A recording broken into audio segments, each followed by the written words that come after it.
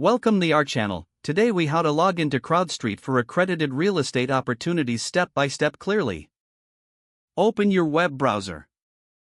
In the address bar, type in the CrowdStreet website URL. Press enter to navigate to the home page. Locate and click on the login option in the top right corner of the screen. You will be directed to the login page.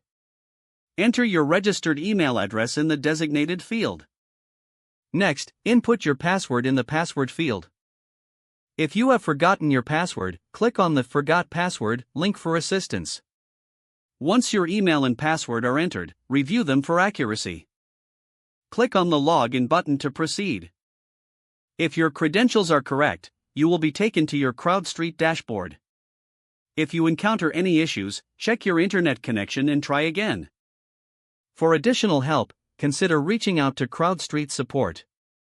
You are now ready to explore accredited real estate opportunities on CrowdStreet. If the page does not load, refresh the browser or try again in a private or incognito window. Make sure you are using the correct email address, then retype it carefully to avoid small typos.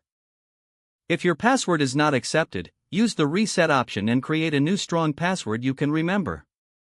Check your spam folder for verification or security emails, then complete any requested confirmation steps.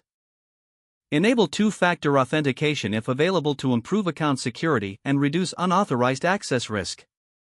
After signing in, review your profile details so your contact information and settings are accurate and current. If you see an error message, note it down and try again after restarting your device and internet connection. Log out when you finish, especially on shared devices, to keep your account and payment information secure.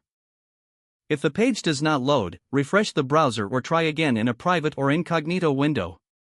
Make sure you are using the correct email address, then retype it carefully to avoid small typos.